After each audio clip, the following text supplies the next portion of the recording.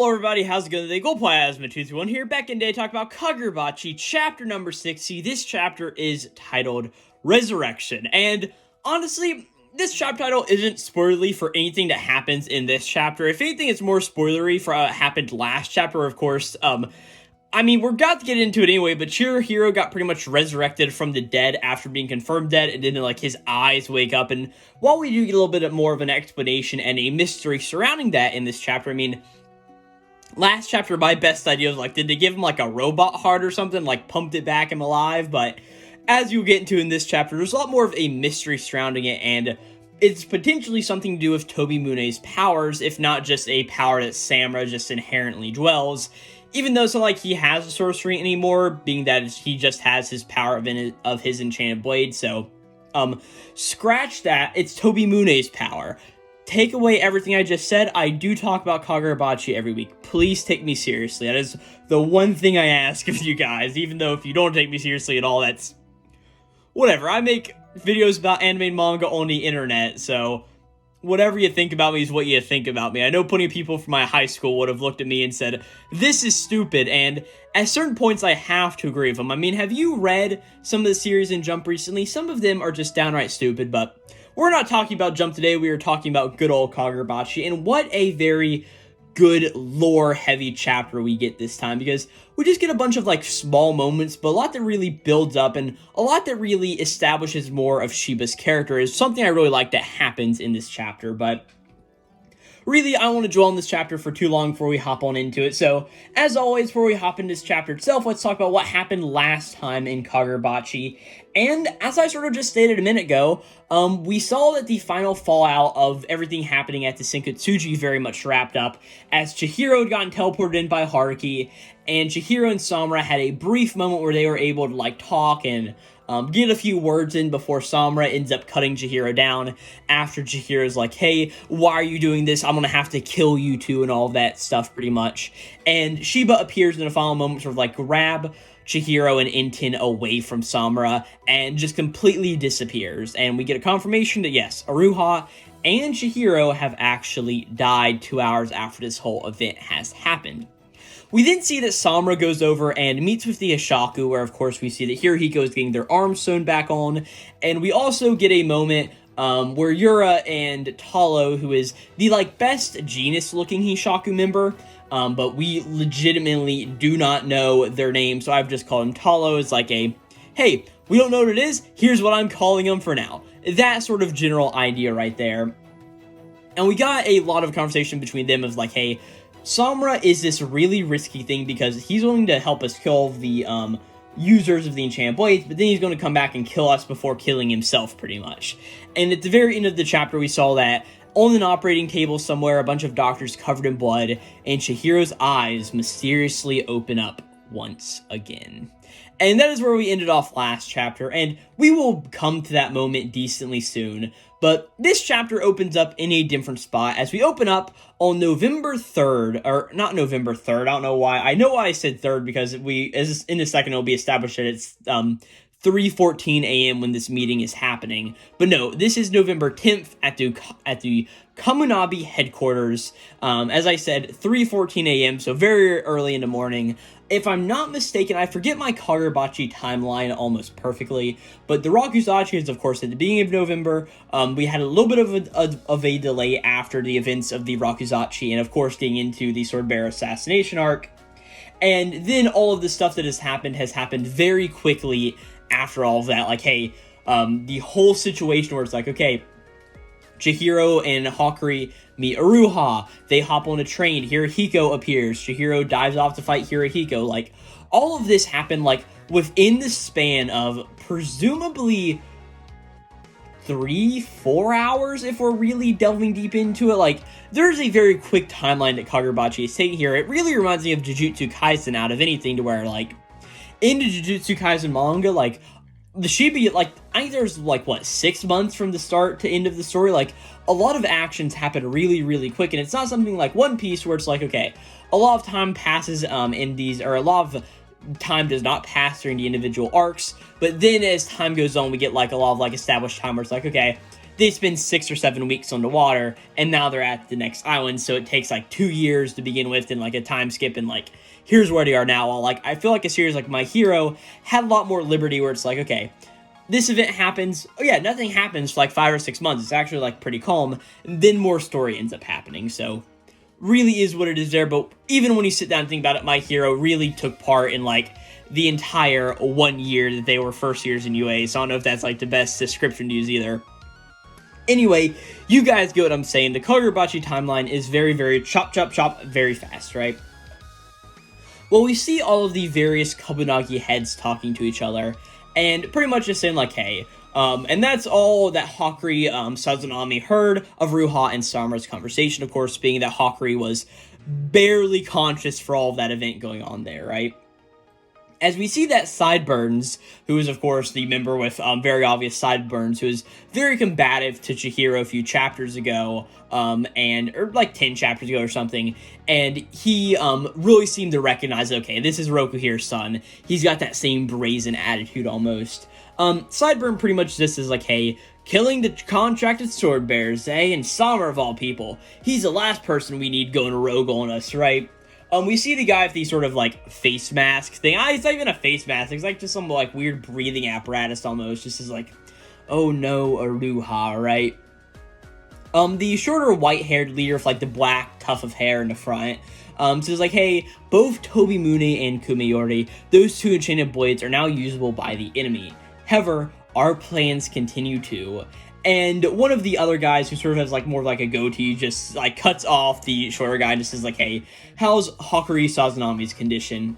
And Izami speaks up next and just says, like, hey, physically, Hokuri is doing well enough to hold a conversation, but the neural pathways that govern sorceries are extremely damaged, and he is currently undergoing intensive treatment, but there's no guarantee that he'll recover completely, which is that same sort of mystery that we've been focusing on for a little while of like, okay, Hokuri's really messed up his brain, so like as great as that idea was in being, okay, we'll just meet the sword bearers and transport the blades through us through that whole idea of like resonation.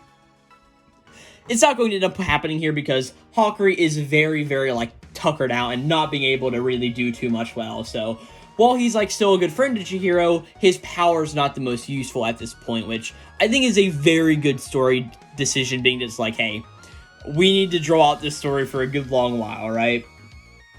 Sideburn then just says, like, hey, honestly, there's not much hope for him, and breathing apparatus guy just says, like, hey, we can still say that this guy has done a lot for us. We have to recognize that our grasp of the situation was extremely naive to how it actually was.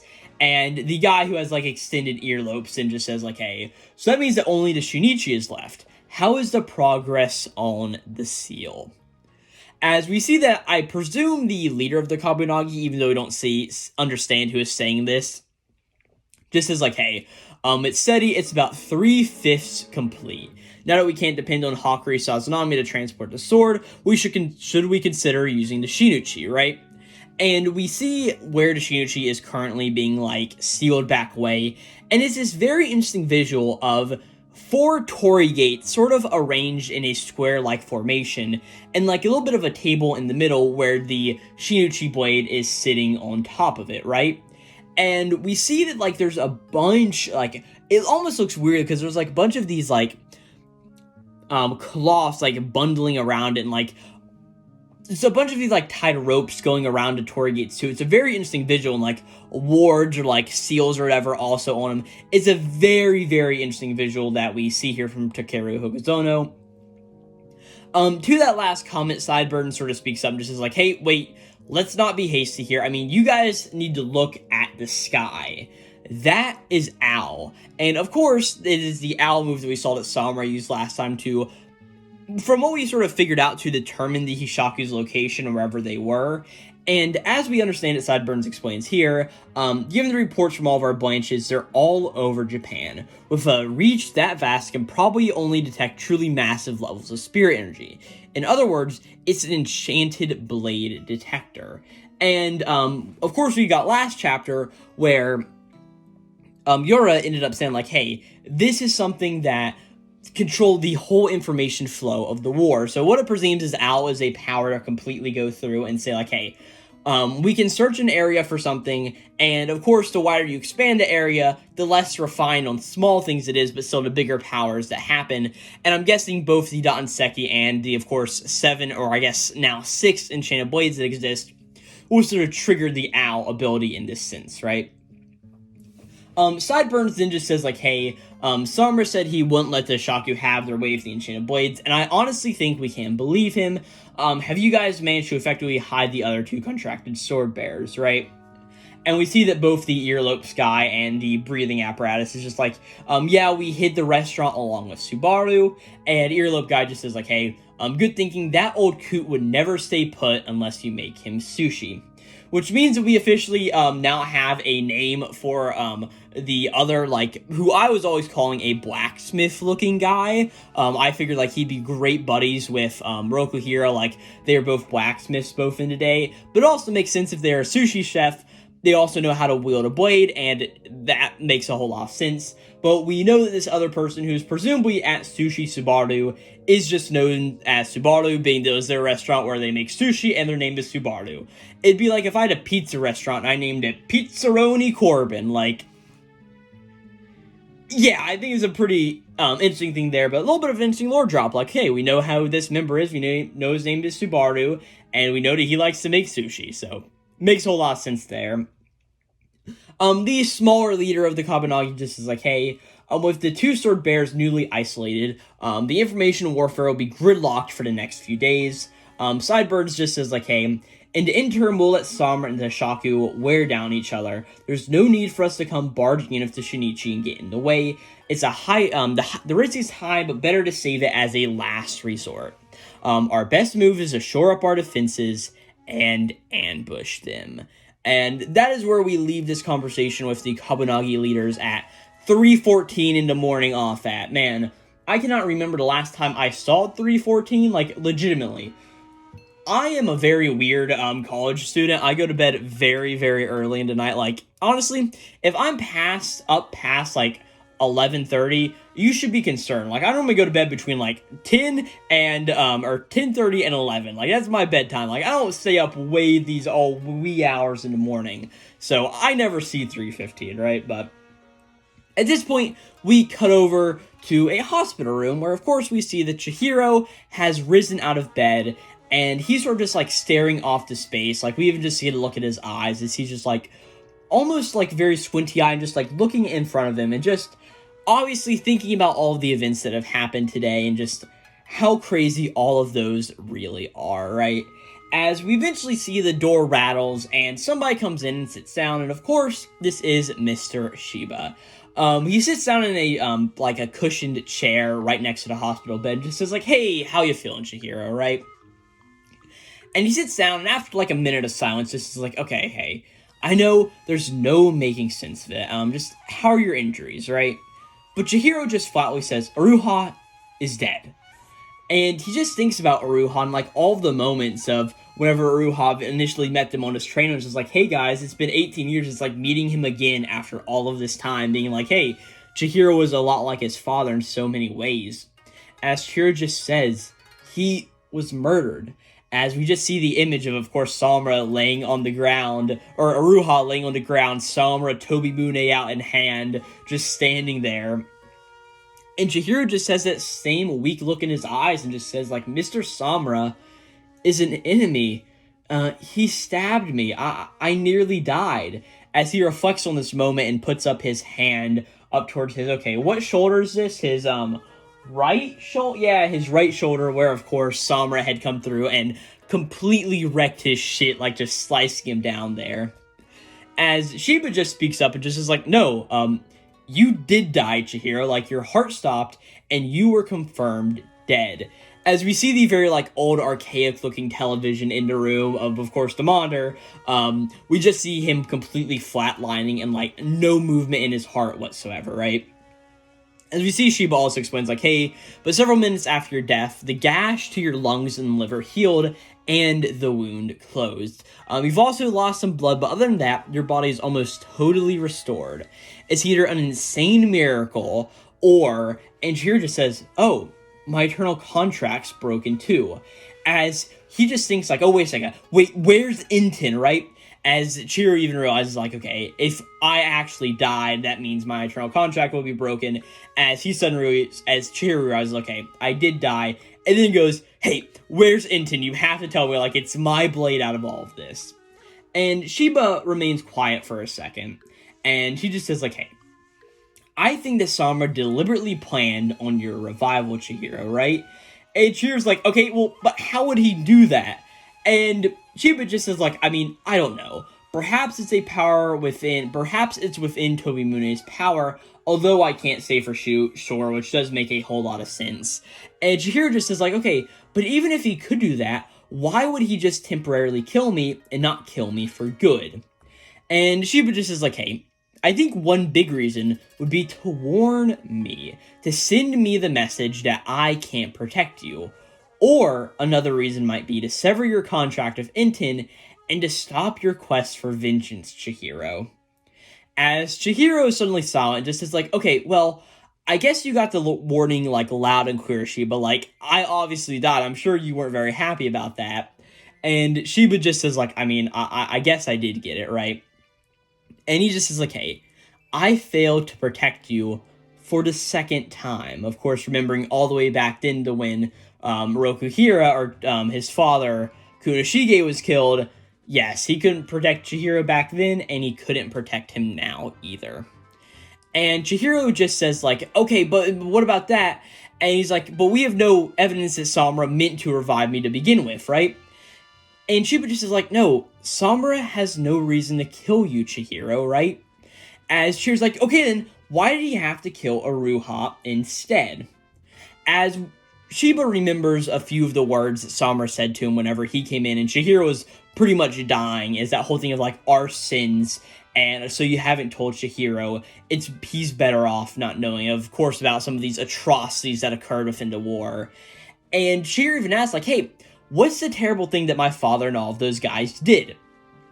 But of course, Shiba just says, like, hey, Chihiro, as the door starts to rattle again, and we see who walks into the room, other than the mini Samura character, of course, as he walks in and just is like, hey, yo, Chihiro Rokuhira, it's very nice to meet you. Mr. Samura talked about you a lot. And I love how Chihiro's first reaction is like, okay, why is a child currently walking into the room? Because, of course, that's what Chihiro thinks this guy is, just some random child, right? Because as far as he knows, as far as we know, Chihiro has no idea who any of the Mazumi are, right?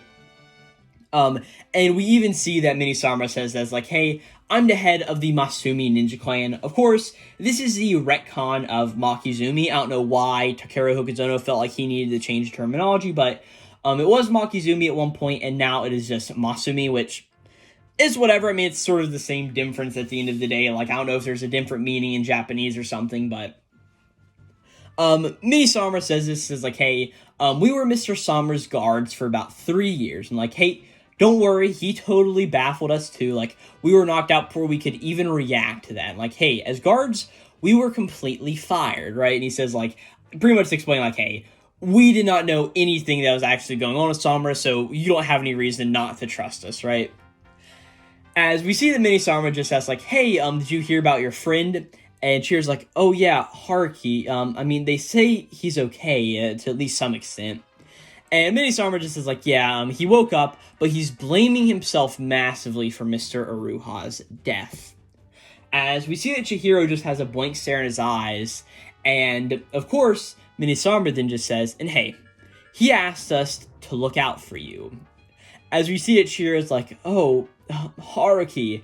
As we remembered a moment during the Rakuzachi when, of course, Chihiro and Haruki teamed up, and it's like, hey, Haruki, I'm going to need your help again, and Haruki was so happy to help out his best bro, Chihiro, right? As we see that Mini Samura just is like, hey, and in any case, it's our duty to protect people, but we recently got fired and let our personal feelings get involved, and that guy, he saved our lives. Until he's back on his feet, we want to do everything in our power to resolve this. So pretty much you're just like, hey, he saved us, and we're willing to do whatever he asks us to do, and if that's protect you, Chihiro, then that is what we are going to massively do here, right? As we see that Chihiro's quiet for a second and just says, like, hey, was Mr. Iruha really killed? And Shiba speaks up saying, like, hey, I guess you were sort of thinking this, being that you came back to life, maybe he had the same thing happen, but I already contacted the morgue, and he's already been sent for a forensics, he's already been sent to forensics for an autopsy, and normally they don't release any of that information without authorization, but I'm trying to negotiate with them to make a singular exception. So, it really seems for the second that Iruha, has actually died, but it seems like there also may be sort of a light at the end of the tunnel that maybe he actually didn't die. But, of course, as we know how Samura's feelings are, they're stronger for Chihiro. He was Kunishige's kid. He doesn't know anything that happened back then, while Iruha does. He's more intrinsically tied to all of this. So, Iruha, if I had to guess, is probably still dead. There's no reasons for us to get our hopes up, even though it would be a extremely cool moment if he shows up here in, like, 100 chapters of the manga or something, like, oh my god, Iruha's back. Like, that'd be a crazy chapter. And I promise if we ever get there, that video will be called I Called It 60 Chapter. I called it during chapter 60 or something like that, because that'd be an absolutely insane moment, right? But Shiba just says, like, hey, we haven't, given that we haven't heard anything, it's probably better not to get your hopes up. Pretty much what I was just talking, right? And Chihiro just is like, no, I refuse to believe it. I have no way to make sense of any of this. Why is this happening? There's just too much that I solely can't accept, right? And Mini-Samura's like, hey, I know, it's so aggravating, right? It's like we've totally been left out in the cold. We really have no idea what Mr. Samura is really thinking. And he says, like, god damn, treating us all like kids, right? And, of course, being that Mini-Samura looks like a kid, I love how Chihiro just has, like, this blank expression as soon as he says this, right? And Shiba's like, hey, Chihiro. But Chihiro's like, hey, Shiba, I can't just quit right now. It's asking way too much. I've already taken people's lives. I can't stop any of this now. My dad taught me that bit by bit, you have to learn by seeing things with your own eyes. And he really looks determined to look at Shiba and just says, like, hey, please tell me what happened, and whatever the truth is, I need to make Mr. Samura understand that I am already going to hell. And we see that Mini-Samura just says, like, hey, I'm glad we're all in agreement here. Chihiro, you need to take a couple of days rest, and after that, we have a special assignment for you. We will all go and have a talk with Samura himself. And Shiba at this point just gets a little bit of like a bead of sweat running down his face. He gets more of a serious expression as he stands up out of his chair and just says, like, hey, I think he went easy on you the first time because it was left by you to your father. But if he kills you again, Samura will keep Inten next time, Chihiro, right? As we see that Shiba just says, like, hey, are you really prepared for that? And in his mind, he just thinks to, of course, Kunishige, and just like, hey, I'm sorry, Rokuhira, Samura. If I were a real adult, I would have stopped Chihiro by force back then, if necessary. As we look at that moment whenever Chihiro's young, just like, hey, I'll cut them all down. Like, hey, I'm going to make them pay, pretty much. And Samura just walks over and just hands Inten to Chihiro. And Chihiro even makes a note of, wait, did you really just, like, keep the blade over there that entire time? But anyway, Chihiro just looks up and just says, hey, I won't die again. And Samura just says, hey, I'll hold you to that, right? And at this moment, we cut back over into the Kamunabi meeting for a brief second, as we just see that they're saying, like, hey, in terms of power, Samura's a greater threat than the General Hashaku. Then we should be, like, assembling a force to contend with Samura. Like, do we have enough fighters for that? And we see the Earlopes just as, like, hey, one person came back to life, and plus, as we see all of the various Mazumi members suiting up, as we just see one of them's like, hey, your coat's in tatters, like, do you want to use this thing? And they're like, no, this it is, like, hey, this is the Mazumi's official uniform, ninja attire. As we see the leader of the Kabunabi, as we sort of, like, intersplice these two scenes together, just as, like, hey, with the ability to conceal their every sound and scent, they were the only force that could fight alongside Samura. But by the same token, they have the potential to be Samura's greatest nemesis. As we see all of a sudden, outside of the Kamunabi headquarters, of course, in this weird spiritual space, we see this elevator sort of open up again, and we see out of the door, we see Chihiro, we see the other 3 Masumi members. We see, of course, the clan leader, Mini Samura, and we see, of course, the 2 other characters who I've been calling Scarlet and Violet. And we see that they both have some suits on, and they all have got swords sticking out of their back. And Mini Samura just says, okay, let's get fired up. And that's where we end this chapter of Kagurabachi. And honestly, just a lot of really cool stuff we get in here. And before I forget, I want to talk about this final moment a little bit, because like there's this whole idea like, hey, this is the Masumi's official uniform, ninja attire.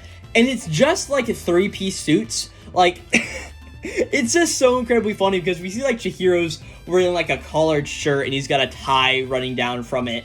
And he has like this suit jacket on, and we see the other few members have it on. Like, we see that like Violet and Scarlet and Chihiro like all have it buttoned up, while Mini Samura has it like hang off to the side. And granted, he's probably got like a kid version of it too, being that he's like so small. But a really funny thing there, like, hey, the official ninja attire in Kagurabachi is not like ninja attire. It is legitimately just suits, which is just absolutely hilarious to me, and probably should be hilarious to anybody else who reads this chapter. But this chapter has a lot of really good stuff in it. I mean, of course, we have all of the various Kamunabi meetings going on, as we see like the one at the beginning, and of course they intersplice twice there at the end, where they're like, hey, here's everything that's going on. We want to use the Shinichi against the Hishaku. No, maybe we actually don't want to do it. And through going all of this, eventually we learned, like, yeah, Chihiro actually died. And he most likely died for the main fact of, yeah, Samura wanted to kill him and then revive him to not only break the Eternal Contract, but also to get Chihiro out of this game, to not have him, like, attack him anymore, because he's like, hey, I've killed you once, I'll kill you again. I want you to live. You are Kunishige's son, after all. And hey, I sort of have some feelings towards you, even if I did just kill one of my best friends, Uruha, like my pupil. Like, yeah, Samura's not the best guy out there for sure, but I really like this idea that we're getting into of, okay, Chihiro is going to go, he's going to be working with the Masumi from now on, and really they're going in this goal, not only because Hakurei saved the Masumi and they're like, hey, we'll repay a debt to you, but also for the really, really interesting fact of, hey, we're going to talk to Samura. We're just going to sit down and talk him out of this. So there's a big threat to where Chihiro's like, okay, yeah, he could easily die again, and he could get the intent stolen again. Granted, I don't think it's going to be a plot point, being that, like, he already sort of traded it in the Rakuzachi arc for Hakurei's safety and all of that sort of stuff, but either way, very, very good chapter of Kagurabachi, and I'm really happy with everything we got here, because I really love the conversation between Samura and Chihiro, then moving into Mini Samura coming into the equation too, or Shiba and Chihiro, and then Mini Samura. I'm sorry. Shiba and Samura just keep getting me tricked up, because, like, maybe I need to start calling him Togo and then Seiichi, because, like, yeah, it's Seiichi Samura and Togo Shiba, but everybody refers to Shiba as, like, Mr. Shiba, and everybody refers to Samura as, like, yeah, you're the bastard now, Samura, so I don't know what I'm going to do there.